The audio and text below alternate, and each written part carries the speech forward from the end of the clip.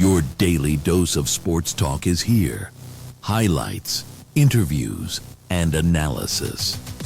From the entertainment capital of the world, SportsWrap with Jason Page starts now.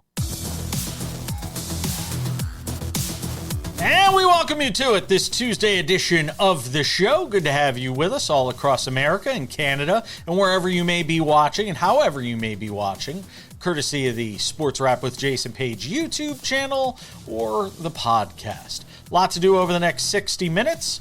Ryan Ballengee will be here from Golf News Net, talk about the LIV Golf situation, what's going on with that Renegade League. Sam Yarnell will be here as well, talk about some of the top stories of the day. But we get things started as we always do on this Tuesday. It's time for the big story. And a big story deserves a colossal sponsor. That's our friends from Colossus Fantasy. If you haven't done so yet, make sure to go and download the app today. Use my promo code SportsWrap. When you sign up, get yourself a $40 bonus on a $10 deposit. A $20 deposit gets you an $80 bonus right now with Colossus Fantasy. And for the big story, we go to the NBA. And in the NBA playoffs in particular, we may have just seen a couple of moments that could tell us a great deal as we go forward. Let's start out in the West, because for the first time this postseason, I know they lost to Portland, and maybe there was a little fear, but it feels right now like the San Antonio Spurs didn't just lose, but they looked young in that process. And that's not something we've said about this team very often this year. We always talk about their maturity all season long, the conversation about how quickly this group has grown up, how fast Victor Wembanyama has accelerated the timeline, how this team feels ahead of schedule. But on Monday night, felt like a bit of a reality check in San Antonio, because the Spurs ran into a Minnesota Timberwolves team that's been through this ringer, a team that's played in big playoff games, a team that's gone deep into the postseason, a team that understands what this moment requires. And you saw it, not just in the final score, but in the way the game was controlled. Victor Wembanyama, Wemby, outstanding defensively, the triple-double with the 12 blocks, altering shots, changing everything around the rim. He was exactly what you expect him to be on that end of the floor, but offensively, a completely different story. Couldn't buy a shot, especially from three-point range. That is part of the problem. When he gets beat up physically, he resorts to becoming a long-range shooter, and that isn't where his offensive game excels right now. And in the playoffs, when your best player is struggling to score efficiently, it doesn't just hurt you, it limits everything that you're trying to do. Because now the defense can sit on everything else. The pressure builds. Every possession feels heavier. You're laboring to score points. But here's the bigger takeaway from this game. This wasn't just about missed shots. It felt like a learning moment for the Spurs. It has to be. Because in the NBA playoffs, talent will get you there. Experience plus that talent, it's what wins you games like the one we saw last night. Minnesota looked comfortable. San Antonio looked like they were still figuring it out. And that'll bring us to game 2. And I heard Mitch Johnson after the game last night, sort of saying that final possession where Champagnie gets the late 3, and it's a decent look. They were kind of late getting up the court for that play. Is it already a must-win for the Spurs? Because if you go down 0-2 against a team like the Timberwolves, a team that knows how to close, you're not just behind in the series, but you're in big trouble. So what adjustments do the Spurs make? Do they find ways to get Wembanyama easier looks? Do they speed the game up? Do they change the rotation? How do you get Wemby more comfortable in the offense? Or is this just part of the process for a young team learning in real time? Because while it doesn't feel like things are dire for the Spurs, it can get that way really fast depending on how they respond in Game 2. All right, let's go over to the Eastern Conference. It's where the Boston Celtics went home this weekend. Why am I revisiting this? Why does this one feel different? Because this wasn't just a loss for Boston. It felt like a missed opportunity. Game 7, your season on the line against a Philadelphia 76er team that, let's be honest, was beatable. They were up 3-1 in this series on Philly. And that's what makes this so frustrating if you're Boston or a Boston fan or a fan of the Celtics, because look at the Eastern Conference right now. This isn't a year where there's some dominant, unbeatable force standing in your way. This isn't a loaded conference where you needed everything to go right just to survive. This was open, wide open. And the Celtics just didn't take it. And now you start asking the uncomfortable question, is this becoming who they are? For one reason or another, year after year. This is one of the most talented teams in basketball. It's one of the most well-run organizations in basketball. Depth, star power, versatility, everything you want in a championship team, and yet they keep falling short. And at some point, you have to look at that and say this is more than just bad luck. Remember, they missed Tatum for Game 7. That didn't excuse the other 6 games where they could barely get by against Philadelphia. It's starting to feel familiar, starting to feel like those Braves teams of the late 90s in baseball, loaded with talent, always in the combo, always a contender. But when it came time to finish, they just couldn't get it done. Braves won 1 championship with that group. That's where Boston is right now. Because having the talent is one thing. Closing the deal, that's something else entirely. You sense a theme here? And while the Celtics are trying to figure out what went wrong, the New York Knicks, they're figuring out everything right. 3 straight blowout wins in the postseason. Not just wins, blowouts, dog-walking teams. Confidence is high. The execution is sharp. And maybe most importantly, they're playing their best basketball at the right time. And in the playoffs, that's everything. You want to be playing your best basketball come May and come June. Now the conversation shifts. Are the Knicks, wait for it, the team to beat in the Eastern Conference right now? Outside of Oklahoma City, is anybody playing close to what the Knicks are doing? Right now, they don't just look good. They look dangerous, and they're playing with a supreme confidence that we haven't seen all season. They look like a team that believes. They look like a team that expects to win, understands the moment. They look like a team that's not waiting for an opportunity. They're seizing that opportunity. So in just a matter of days, the Spurs suddenly look young. The Celtics are going home. And the Knicks, they might be rising at just exactly the right time. That's the NBA playoffs in a nutshell. Things can change fast. Narratives shift overnight. And if you're not ready for the moment, somebody else might be. We got a lot more to do on the show. Sam Yarnell will be here. He'll have something to say when it comes to the NBA playoffs. What does the Knicks' 3 blowouts in a row mean to him? All of that and much more as we continue on this Tuesday edition of SportsWrap. It's good to have you with us.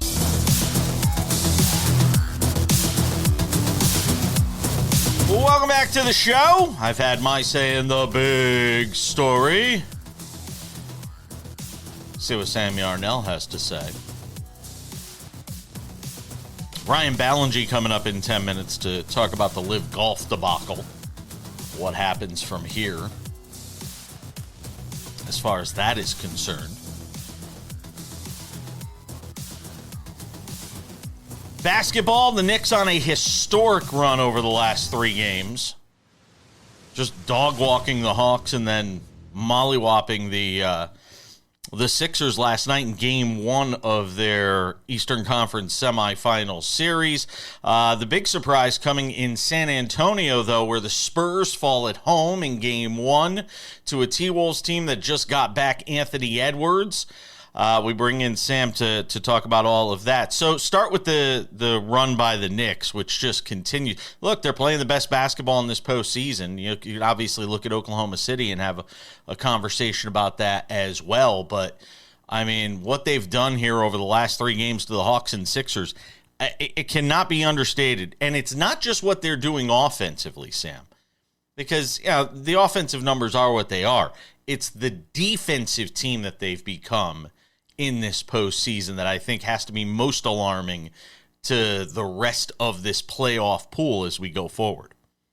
Yeah, I mean, you said the key thing in there, right? The last 3 games, they've played the Hawks twice, the Atlanta Hawks, who, again, by my logic, never should have had a freaking chance at getting into the NBA playoffs. No one on God's green earth would have told you that the Atlanta Hawks were serious championship contenders. My goodness, NBA, please figure out your playoff structure because it's ridiculous. And then you had this game yesterday. I cannot, another absolutely woeful management exercise by the National Basketball Association as a league. You have a team in the Philadelphia 76ers coming off of being 1 day removed from winning a Game 7 against the Boston Celtics, and now you're going to throw them on the road in Madison Square Garden? Yeah, of course they're going to lose that game. Of course it's not going to be close. Of course the spread in the game was nearly 10. Like, it was just a kind of a comedy of errors by the NBA over the last 3 games. But hey, it's led everyone to get this sense of belief in the Knicks, so you never know.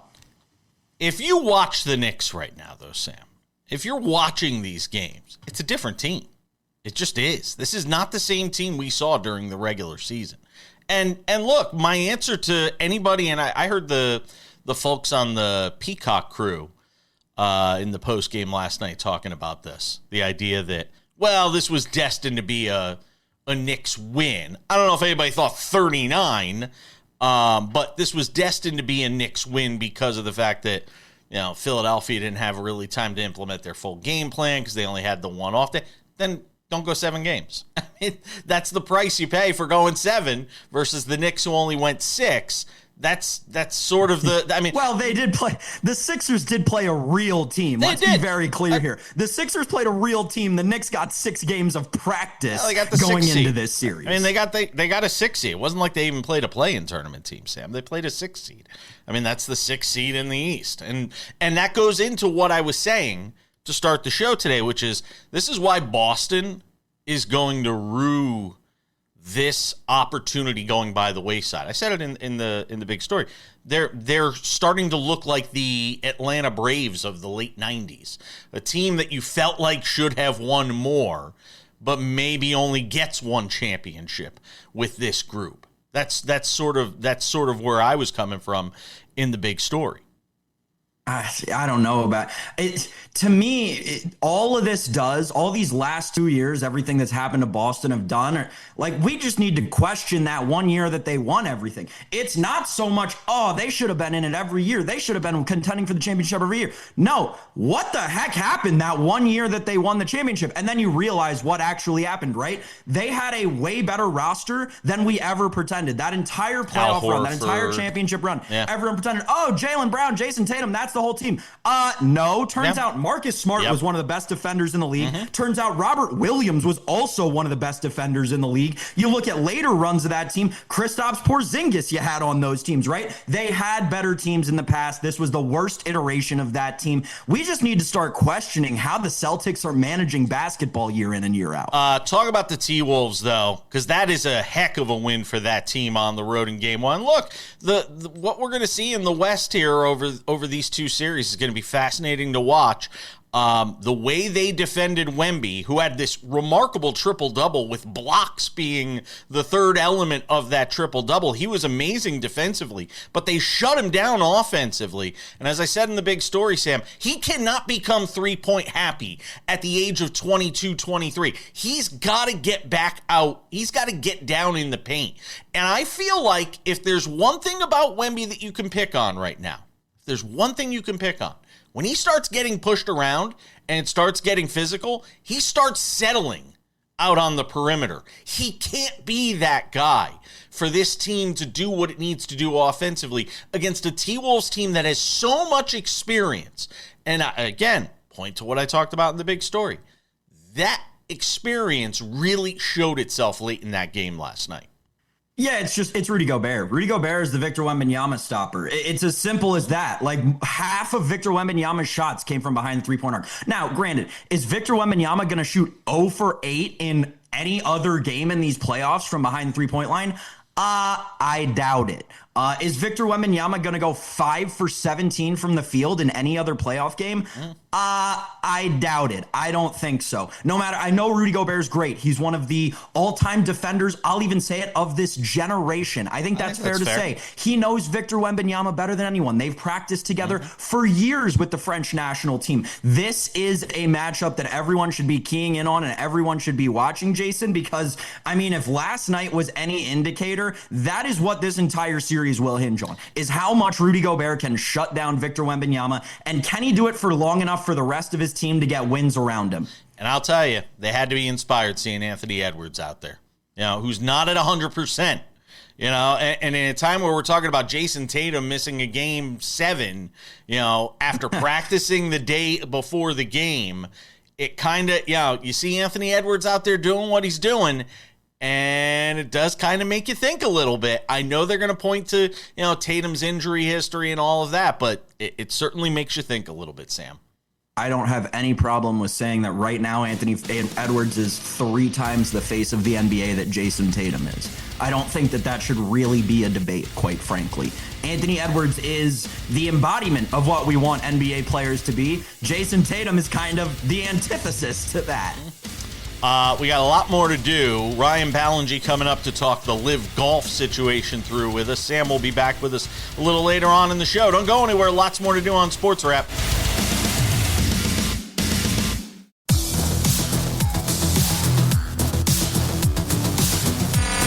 Welcome back to the show. I said Ryan Ballengee would be here from Golf News Net. Get his thoughts on the LIV Golf situation that is evolving. And who knows, by the time you see this, there could be a new wrinkle, a new development. So keep that in mind. Ryan Ballengee, Golf News Net, hangs out with us on the show. It has been fascinating to watch the developments here over the last week. We were off last week because I was off cruising in Mexico. But I was following with great curiosity sort of the way this whole thing has played out. Where we are right now is PIF, the Saudi PIF, is going to pull out at the end of 2026. They're going to pull their money out. And that's what's funded and floated this whole thing, obviously, all this time. They've lost billions of dollars. And they're trying to figure out, I guess, how to move this thing forward. Scott O'Neill, the CEO of LIV, trying to figure out how to move this whole thing forward. They're talking about equity stakes being done within the teams and the team format concept that they have. As of where we are Tuesday morning, what stands out as most interesting to you in the way this whole LIV thing is played out, Ryan? I think right now it's the kind of tournament by tournament basis that people seem to be thinking this could be the last LIV event ever, Wow. Even though the word is out there that they have enough backing, at least in their belief, to get through the remainder of this season. They canceled the event in New Orleans, which they kind of cited World Cup fever and that it's really hot in New Orleans at the end of June when they were intending to do this. But those were definitely both things they knew when they announced the event previously. So that's not new knowledge. So I think with every kind of shoe drop of information, whether it was the New Orleans event, whether it's 2 new board members, whether that this week, we're going to go hire an investment banking firm to help us go find investors. It seems like each announcement is not met with, oh, they're going to be okay. It's more of, all right, how is this bad and how will this end sooner? Okay. So let's take it one thing at a time. Is there a hunger for what LIV is trying to build to the degree that you think there are going to be people that want to infuse more money into it? Or are they going to look at it the same way I look at it from afar and say, you've got nothing on TV, nobody's watching you, and the TV dollars are a big component of this. You've still got most of the best players in the world over on the PGA Tour. Do you get the sense there's going to be a hunger for somebody out there that says, I can revive this by just putting more money into it? I think the Saudis have demonstrated that you can't just throw money at a problem like this and expect it to work. And they have effectively unlimited money to throw at this. Yep. Very few other people have unlimited money to throw at this problem. So at least as currently constructed, I think the lesson has been doled out that you're not just going to be able to do what the Saudis did and it's all just going to work out. When you're averaging less than 400,000 people for the broadcasts that you do get on Fox Sports for your golf tournaments, that's just not doing it. I mean, that doesn't even compare to women's softball for the NCAAs, women's volleyball when it appears on network TV. The WNBA gets way better ratings, and obviously they're making way more money these days. It does not translate to a television viewer at this point. So that's where the vast majority of your money, your influx of income, your easy money can come from is a rights deal. The PGA Tour has a great rights deal. It makes basically $700 million a year off of rights between its partners. LIV doesn't have that. First of all, they don't have enough tournaments, and then they don't have enough viewers. So what exactly are you going to be able to do throwing good money after bad to try to revive this thing? Now, if they try to cut it back and scale back, there's a lot of people who want to invest in sports properties, I think, and have ample money to do so. But it's not going to be in a world where they have $30 million purses for 57 guys, 3 of which you probably care about. It's not going to be able to work that way moving forward if someone steps forward to invest a 10-figure sum into this product. What has been most fascinating for me to watch is how people are reacting now to the idea of, all right, how are these golfers going to be reintegrated into the PGA Tour if LIV goes away? And you've basically heard everything from public flogging to Q school. I like the idea of making them go play Korn Ferry for a year. It certainly would draw interest to that tour for a year. What is your sense for how this gets worked out with the PGA Tour, which really can do whatever it wants with these guys at this point? They offered the deal that Brooks Koepka got this year and Patrick Reed are getting. The guys said no, they stayed over there, and now they're going to have to pay a price. What does that price look like ultimately, Ryan? I think when Brooks Koepka knew he was getting out of his contract and went back to the PGA Tour, the returning member program idea was kind of a bit of a farce. Like they knew that Rahm was still under contract. They knew Bryson DeChambeau was still under contract. They knew they probably didn't really want Cam Smith back, but they needed to create some kind of official construct to bring Koepka back, who is generally pretty well liked, didn't sue the PGA Tour, and kind of came back of his own volition. So they created this returning member program idea to more or less broadcast to the world, here's who we want back. And that's Rahm, that's DeChambeau. We'll take Cam Smith, I guess, and then everybody else, you guys can go pound sand. And Brian Rolep, who's the CEO of the PGA Tour, has to be very careful here. He has a constituency here of players who know they're getting the squeeze, right? There are fewer full-time cards in the PGA Tour, fully exempt cards, down from 125 to 100. Fewer players get in the playoffs now. Used to be that 125 number down to a 100. Now it's 70. And there are fewer cards available through the Korn Ferry Tour. Used to be 30. Now there's 20. So there are fewer full-time opportunities. And I don't think any of those players would say, hey, bring back the whole lot of LIV guys and have more competition for fewer spots than we already have. That's not going to work. So I think what happens from here is kind of some penance program, right? And that's assuming that, everything kind of ends the way we assume it does at the end of this year. And you go and say, all right, here was Brooks's deal. You lost your equity. You can't get equity in PGA Tour Enterprises. That seems a given. Brooks can't get money from the FedEx Cup bonus pool this year. Well, maybe you say to Rahm and DeChambeau and Cam Smith, and Dustin Johnson's a life member. I guess he could come back.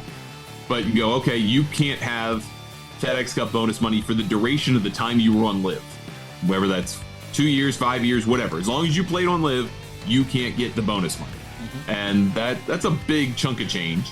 And then also you've got to earn your way into the signature events. You don't just get to plop right into them, just kind of like Koepka did. Maybe even keep them out of the signature events for a year or something like that. Ryan Ballengee does a great job over at Golf News Net. Go and check him out there. Always appreciate you, my friend. It'll be fascinating to watch in the days and weeks ahead. Thanks so much for having me, Jason. Appreciate it.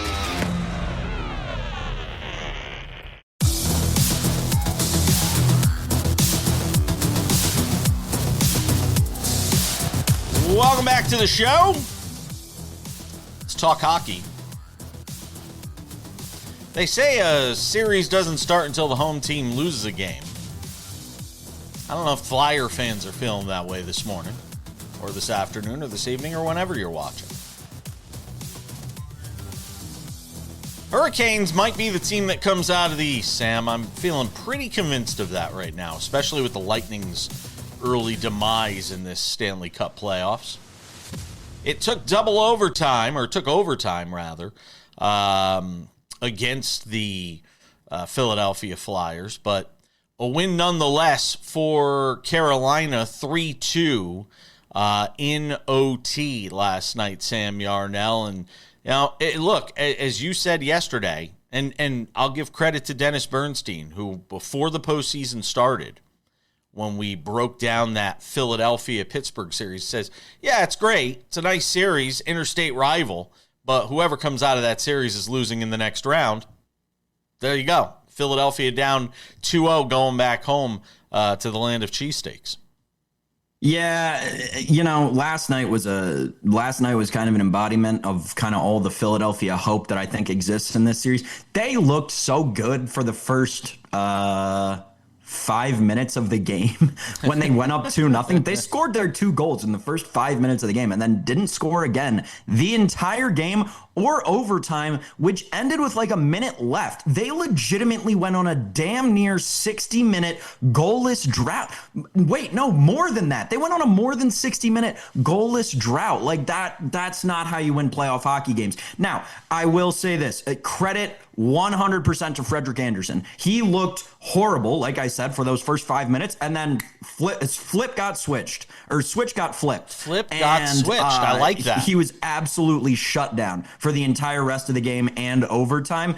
You're right about Carolina. They're the rightful favorites in this Eastern Conference. It is going to take a ton to beat them. But again, it's hockey, right? Like, stranger things have happened in this sport. They should comfortably win this series, I would think, in 4 or 5 games.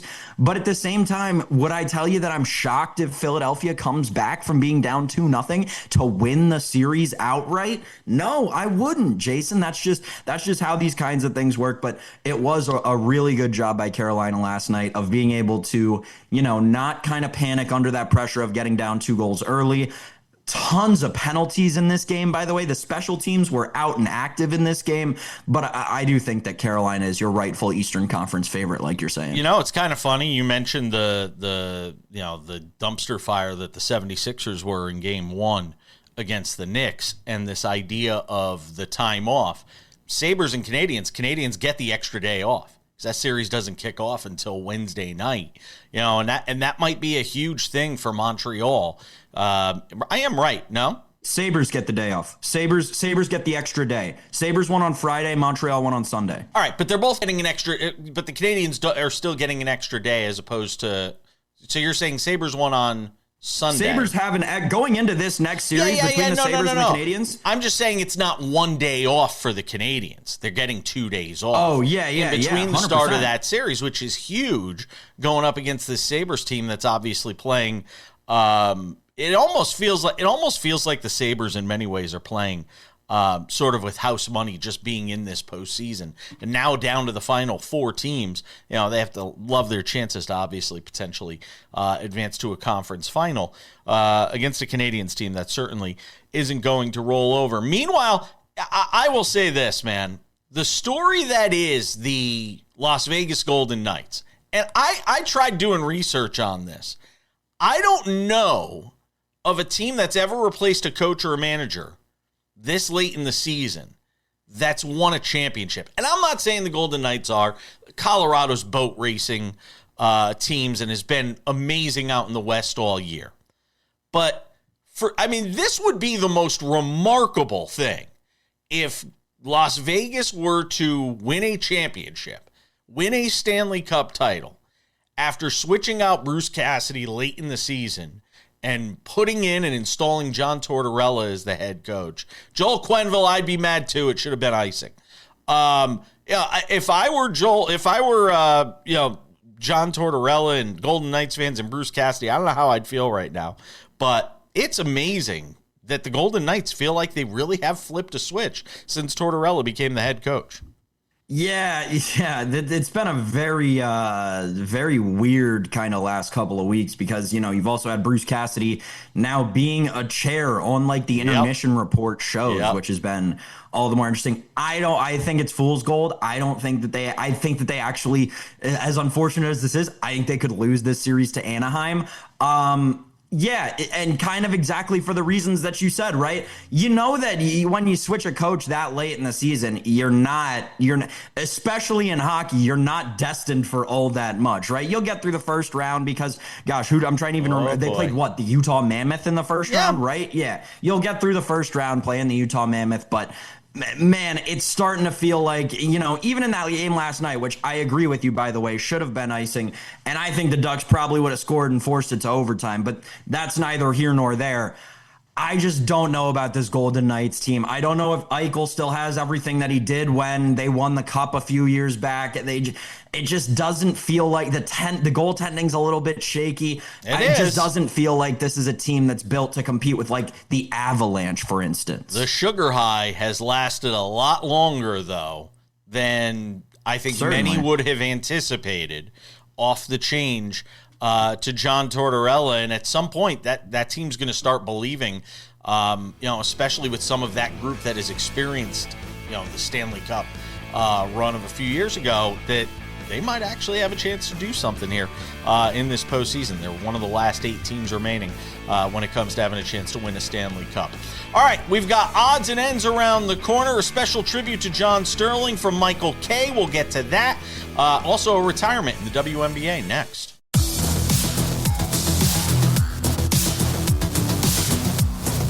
Welcome back to the show.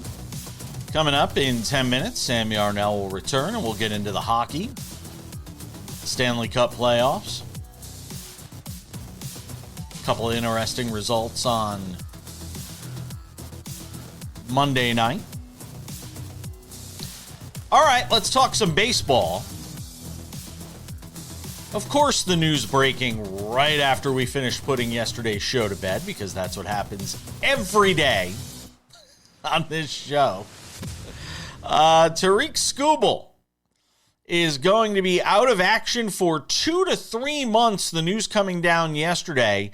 He's going to have the same surgery Edwin Diaz had to remove loose bodies from his pitching elbow. This being his left elbow. This was the thing that started the whole conversation. This outing against the Braves where he grabbed his elbow. And, of course, if you were a fan of the Detroit Tigers, you hold your breath when you see your ace and baseball's ace, at least in the American League, grab at his left elbow. You think potentially the worst case scenario, that you tear a UCL and you wind up having to have Tommy John surgery. That thankfully is not the case. But now you're talking about July, August. And if you're the Tigers, you're probably on the cautious side, which means an August return for the best pitcher in the American League, for the best pitcher on the Tigers in an American League Central, where all of a sudden, you look at the top of the division, you look at the bottom of the division, and there's only 2 games separating the top from the bottom of the division. And you start thinking, why not us? And now you also have to start wondering, if you're the Tigers, are you making a move for a pitcher? Because 2 to 3 months without your ace is a significant period of time. I want to get back to the loose bodies thing, because a lot of people may not understand exactly what all of this entails for Tarik Skubal. David Aardsma is our MLB analyst. He joins us every Wednesday on the show for our Inside Baseball segment.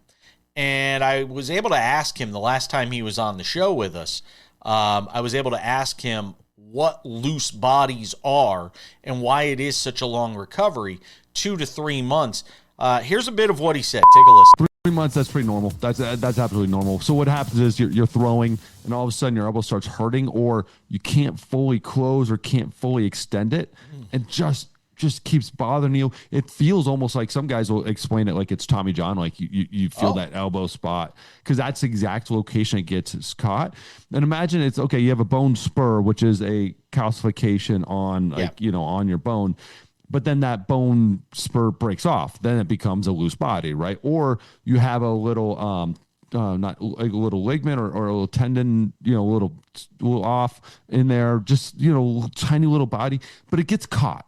A lot of guys have it, almost everybody has it. It's just when it gets caught in the joint and then it's like starts to hurt or you can't get that full extension. So you start changing your pitches, starts bothering you, starts right in that spot. And then they just basically go in and surgery. The only reason it takes so long is because you're cutting through stuff and that you have to let that stuff heal. And then from a pitcher standpoint, it's the refiguring out the connection between your brain and that, and just how does this feel? How does this right? It doesn't just come back. You made a change in your chain. So you have to, once you mend that chain, it's not just figures out exactly where it was. You still have to figure out where your hand is in space just a little bit. It's less than Tommy John, but 3 months, he's going to be just fine. And there's a really good chance he's going to be better. So there you go. That's what you're looking at right now if you're a Tigers fan. Is Skubal out 2 to 3 months? I think they will err on the side of caution and lean towards the 3-month side. The other question is, what does this mean for his contract situation? I mean, what does it mean if you were even thinking or entertaining the idea of trading him if you're another team going to buy in on Tarik Skubal after having surgery on his pitching elbow? Again, it shouldn't be a big deal. But at a time where the Tigers are trying to figure out how to massage this Skubal situation, the contract extension he wants, he's going to want to be the highest paid pitcher in baseball, one of the highest paid players in baseball.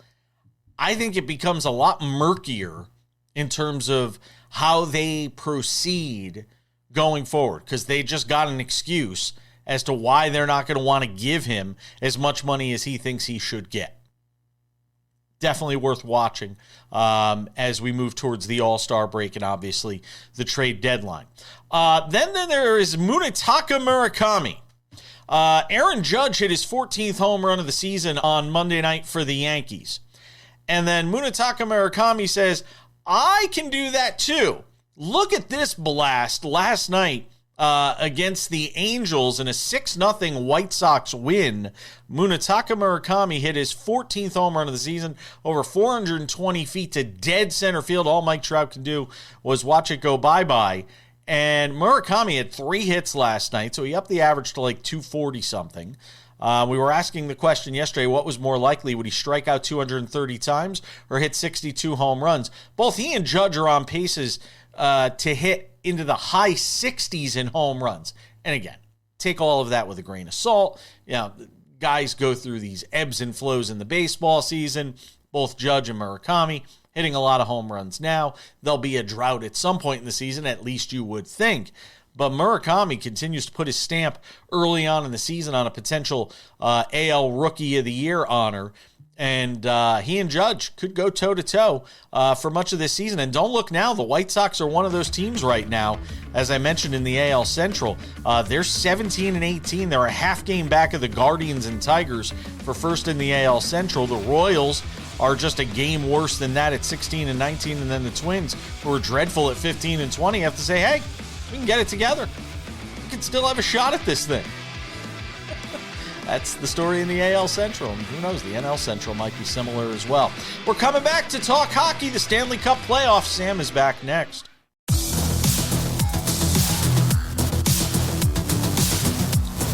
Okay, just about time to put the wraps on this baby for another Tuesday. Reminder, tomorrow is Wednesday. That means David Ardsma is here to talk baseball. Our SportsWrap Inside Baseball segment with the former big league reliever and closer. Kurt Heelan will be here from Pro Basketball Talk at NBCSports.com as well. Lots of NBA playoff basketball to sink our teeth into. We'll do that. Also get his thoughts on the Jamal Mosley firing in Orlando after they blow a 3-1 lead to the Pistons in exiting the first round of the playoffs. So we'll do that tomorrow on the show as well. A couple of reminders before we go. The Sports Wrap with Jason Page podcast, the Monday through Friday audio version of this show, available every day wherever you get your podcasts. Spotify, Apple Podcasts, YouTube Podcasts, iHeartRadio, TuneIn, Odyssey, Amazon. Anywhere you get a podcast, you can listen to this show Monday through Friday. Subscribe today. Also, the Sports Wrap with Jason Page YouTube channel, the place to find all things Sports Wrap with Jason Page. The Monday through Friday TV version of the show, commercial-free, 45 minutes, sitting there for you early each afternoon, available wherever, or I should say, available on our YouTube channel. Go and check that out. The Sports Wrap with Jason Page YouTube channel. Extended conversations are there. Sports Wrap Shorts. These are 1 to 3 minute long videos highlighting the top stories of the day. Also, the biggest games every night. Sports Wrap Shorts available on our YouTube channel. Sports Wrap Shorts also available on our TikTok. Sports Wrap Jason Page, and on our Instagram as well. Sports Wrap Jason Page, the names you want to look for there. And without any further delay on this Tuesday edition of the show, it's time for some odds and ends. Odds and ends. We told you yesterday about the end for John Sterling. He passed away. It was announced on Monday morning. A lot of sadness around the baseball world. A lot of remembrances of John Sterling around the baseball world. Well, the Yankees did what you thought they would do on Monday night in remembering John Sterling. Wonderful ceremony out on the field before the game. A moment of silence held. Michael Kay and Susan Waldman, both longtime partners, and worked with John Sterling. They were out there on the field. They laid roses, or laid flowers, I should say, down at home plate. And then the Yankees went out and whooped it up on the Baltimore Orioles, and Michael Kay paying homage to the man he once worked in the radio booth, John Sterling. Listen. And the pitch. High drive, right center field, going back to Barris. It is high, it is far, it is gone. Aaron Judge, a Judgian blast. Here comes the Judge.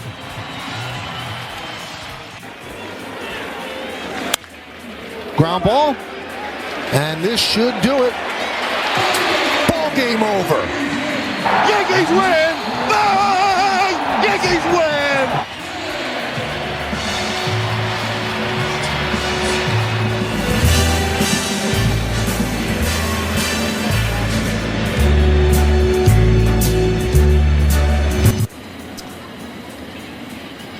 I'm not going to lie.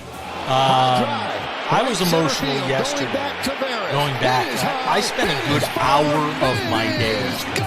It's a little less productive because I spent an hour of my day yesterday going through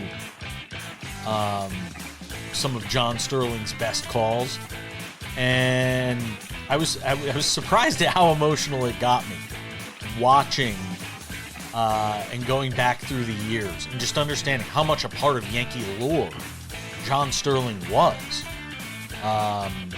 in what he meant to this organization, what he meant to this fan base for so long. So it was something, and there will never be another like him. And I thought it was a nice job by Michael Kay in honoring John Sterling last night. I'm sure the Yankees will continue to do that throughout the season in games at Yankee Stadium.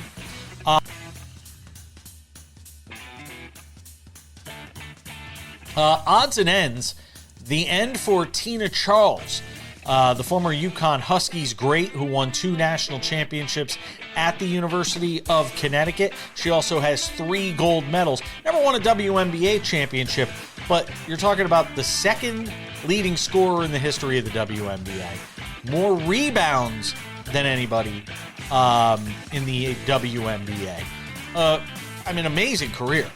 Surely a pro basketball or a basketball Hall of Famer one day. She will be enshrined in Springfield. I think she played 15 seasons, if I'm not mistaken, in the WNBA. So congratulations to Tina Charles, who decides to call it a career, an amazing career it was. She said it was like living a dream, and look, a terrific career for her, and somebody who compiled a lot of big numbers over the course of what I said. Will probably be an induction in Springfield in the not so distant future. And that's going to wrap it up for this Tuesday edition of Sports Wrap. We appreciate you hanging out with us. Thanks to Sam Yarnell. Thanks to Ryan Ballengee of Golf News Net. Don't forget, tomorrow on the show, Kurt Heelan will be here from Pro Basketball Talk at NBCSports.com. Our friend David Ardsma will be here to talk about all things baseball. Appreciate you hanging out with us on this Tuesday edition of Sports Wrap. I'm Jason Page. That'll do it for us. We'll see you back here tomorrow. Bye-bye.